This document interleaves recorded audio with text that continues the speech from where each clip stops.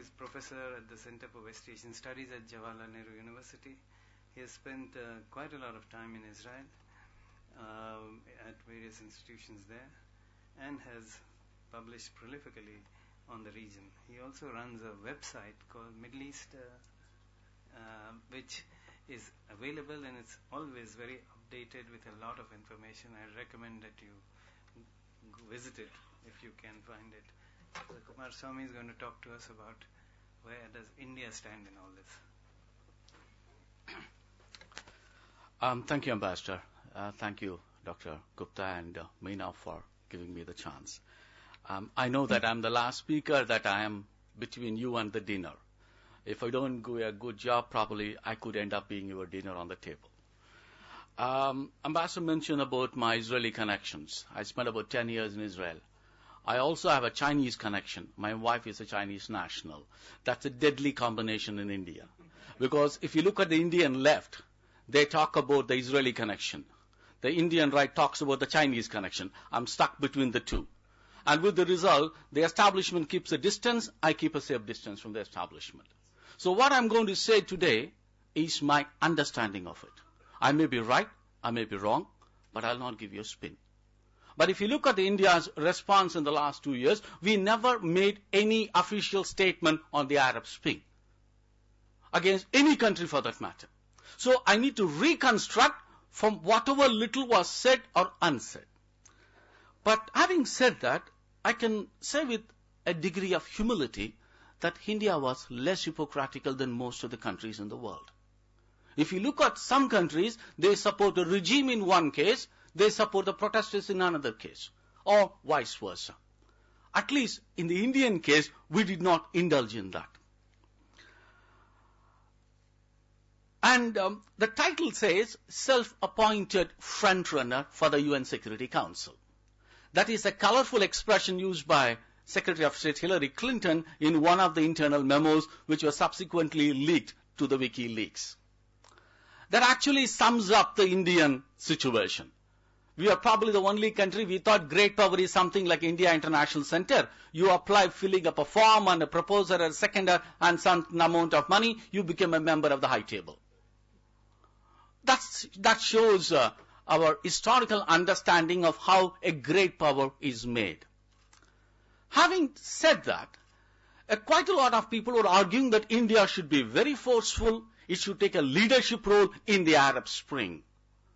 But if you look at what India has done in the last 2 years, it's one of the most sensible things we ever probably did since 1947.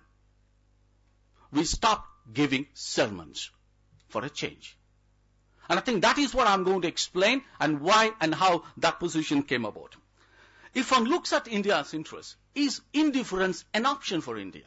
What is happening in Arab Spring is, I'm not an Arab, I have nothing to do with that. Can India remain indifferent towards that?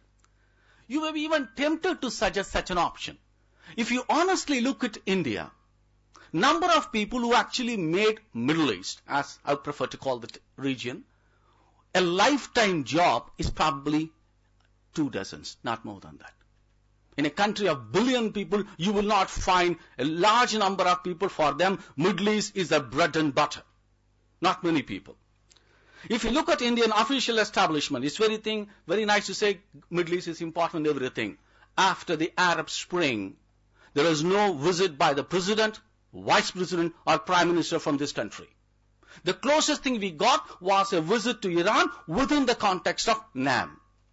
But otherwise, there was no state visit. The last visit was visit by our president in November 2010 to UAE and Syria. That was before the Arab Spring.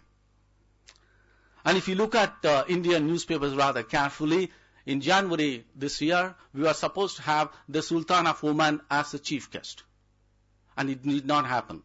And the government of India did not even explain. If you ask them privately, they'll say, we never issued official invitation, we never got there. Find out the reason. There was a mess there. If you're going by this reality, you will say that Arab Spring is indifferent. It's not relevant for us. India could adopt an indifferent position. As some of the speakers will tell you tomorrow about India and the Gulf, India does not have the luxury of being indifferent towards the Arab Spring. We have a substantial interest in the region. It may be politically incorrect to say that. But I can say that the Middle East is far more important than India's immediate neighborhood. South Asia for me is a strategic liability. If I don't handle the region carefully, their problem will become my problem. So in that context, I had to pay attention to all the neighbors of India. But if you look at the Middle East, it gives you enormous opportunity, which India should capitalize on that. We have a strong political relationship, historically speaking. We have a strong economic relationship. Our largest export destination today is UAE, which is the second largest trading partner of India. If you look at the top 20 trading partners, 6 of them are from the Middle East. And we have religious relations. We are the third largest Islamic population in the world, second largest Shia population in the world. We have enormous energy relations. Almost 60% of the energy needs are met by imports from the Persian Gulf. I call Persian Gulf not the Gulf, which is commonly referred to. As the minister mentioned in the morning, we have about 6.5 million Indian expatriate labor who contribute substantially to the 70 billion we received last year. If you put all the numbers together, indifference is not an option. Okay, can we empathize with the protesters? Because the protest was almost symbolizing what India always stood for. At least if you look at the initial stages, they were largely peaceful. Peaceful in the Middle Eastern sense of the word, not in the Gandhian sense. Because Gandhi talked about Jewish non-violence against Hitler. I'm not talking in that sense of the word. I'm talking about the Middle East sense of the word, when most rulers either die in office or removed through a bullet. Otherwise, you never see a change of power. Probably Arafat was the first leader to be elected by popular votes in the Middle Eastern countries. Otherwise, you know that he was the first one, 1996. So, in that context, the Arab Spring was peaceful, at least in the initial stages. Eventually, the regimes were not willing to accommodate them, then it turned violence. So, you can say that. What were their demands? They were simply demanding the basic things: good governance, accountability, a reform.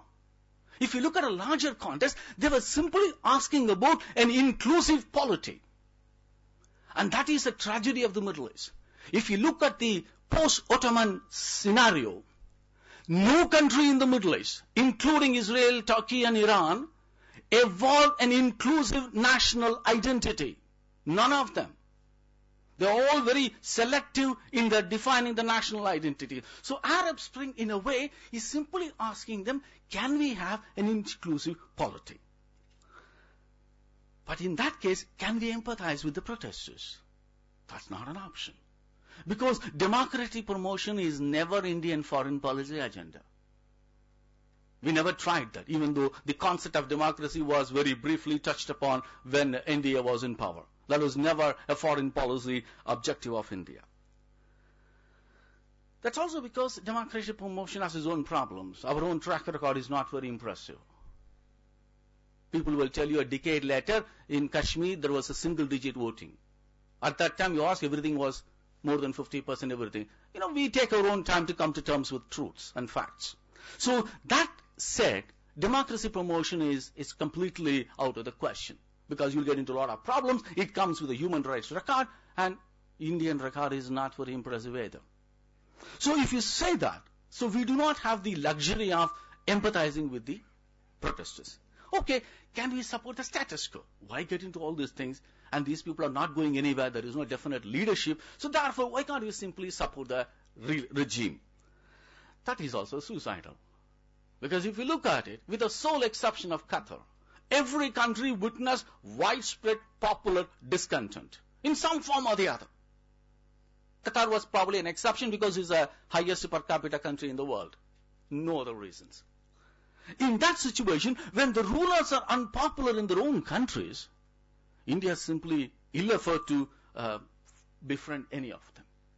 Okay, there were exceptions. If you go back and check all the Indian papers before 2010, you will find out what you would call the prince in India, Rahul Gandhi, met Gamal Mubarak. And Saif Gaddafi was in Delhi. So we were no better than other countries. Now today nobody is willing to talk about them. These are all official meetings. It is done by government and MEA, and everybody was party to these arrangements. So in that situation, can we continue the status quo? You can't. Because if the rulers are unpopular, there is simply no other option for India to side with them. In those circumstances, what do? We did something rather much more practical and mundane. First of all, we never issued any statements against any country. It always comes as part of the larger foreign policy statement. One line, one paragraph in a general statement. The second thing was, India's primary concern was the welfare of Indian nationals in this region. That was the prime concern. So, you issued travel advisories. That came in Egypt, in Tunisia, and in the Syrian case, we waited almost a year. It came only January last year, not before that. Or, when situation went little complicated, we decided to establish a special cell for Indians who want to leave that country. So we evacuated a substantial number of Indians working in Libya and in Egypt. India set up a hotline in Yemen. You know what happened? They shut it down after 3 days because nobody called. People are more happy in living in that war-torn country than come back and look at the starry lifestyle here. What do when they come back to India? So therefore, they are more happy living in Yemen than accepting Indian SOS and coming back to it. But then you simply cannot, and if you look at carefully, there was no travel advisory against Bahrain or in other places. The North Africa was a different story. But if you look at the Gulf countries, that is where bulk of India's 6.5 million Indians who expatriate laborers work. There was no official statement. There was not even a suggestion of an evacuation. Imagine if you have to evacuate people from Saudi Arabia. You need a Hanuman to build a bridge from Saudi Arabia and India. There is no way I'm going to think of even a 2 million people evacuations. So therefore, your interest lie in people living in those countries and exist, because that is where the entire social fabric was rested upon. So if you look carefully, there was no statement about travel advisory on any of the Gulf countries. But at the same time, we have to wait for the consensus. In all the countries, wherever India wanted to make a step forward, we waited for a national consensus to emerge. Somewhere in February 2011, our foreign minister, during an interaction with the media persons, says, President Mubarak should listen to the voice of the Egyptian people. By then it was very clear the Indians have been evacuated from Egypt and the bulk of the Egyptian population is against Mubarak. It is very clear. Almost overwhelming majority of people were in Tahrir Square and want Mubarak go. In those circumstances, India made a very tacit statement. And if you go back and find it in MEA website, you will not find that statement. You have to find it in a newspaper because it's a press briefing informally done. You will not even find that statement in the MEA website. Because we were extremely careful in making any statement which will be construed as an interference in the internal affairs of a sovereign state. Why? Because if you do that, tomorrow morning somebody will say the same thing about Kashmir. So therefore, this is one way of protecting any possible repercussions on these issues. The second thing we did at the region was that we waited for a regional consensus if you recognize the situation on the ground in certain countries were very fluid. For instance, in the case of Libya or in Syria. So we waited for some amount of regional consensus to emerge. Indian support in favor of a direct or indirect UN action was preceded by the Arab League and the African Union making a strong statement against no-fly zone. It was only then India decided to make a position on Libya. The same situation in Syria. India did not make any statements about Syria when everybody knew there was widespread violence within Syria. But only after general Arab League position in favor of a direct or indirect external intervention, India decided to support the UN Security Council resolution. But then when the issue was brought before the General Assembly, India said it is not balanced because you only talk about the military by the regime, not by the opposition forces. Therefore, when Saudi Arabia decided to move a resolution, India simply did not support that position. This is the context in which you have to look at India's aspiration for a great power. It is, if you look at mere statement, that's one thing. If Arab Spring is an indication, India's aspiration will be accompanied by very calculated, realistic positions, not by rhetoric, not by emotional argument, not by simply moral judgment. It will be simply governed by realism and hardcore arguments. And in that sense, the government was more sensible than most of the intelligentsia in this country. They were simply arguing about either focusing on the American double standards. What are they saying in Libya and Syria, but not in Bahrain? That is how Indian intellectuals were arguing. The American double standards vis-a-vis Bahrain and Syria. But the government was probably more sensible than all of us put together. They are saying that if you are in trouble, go back to the ancient Indian saying. Sometimes